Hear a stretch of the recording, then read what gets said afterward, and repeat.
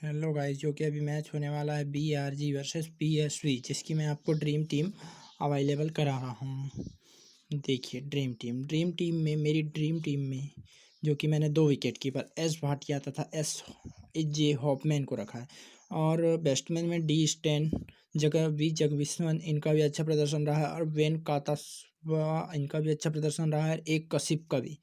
और ऑलराउंडर में एस सेनगुप्ता, जो कि बैटिंग के साथ बॉलिंग में भी अच्छा प्रदर्शन कर रहे हैं, तथा एन त्यागी, जो कि एक महत्वपूर्ण प्लेयर हैं टीम के लिए।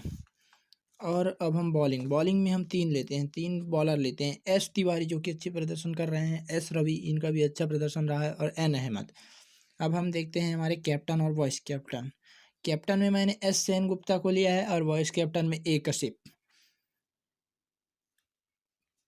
आप चाहें तो मेरी ड्रीम टीम का स्क्रीनशॉट ले सकते हैं।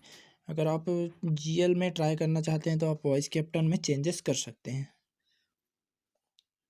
Please guys, my channel like and subscribe.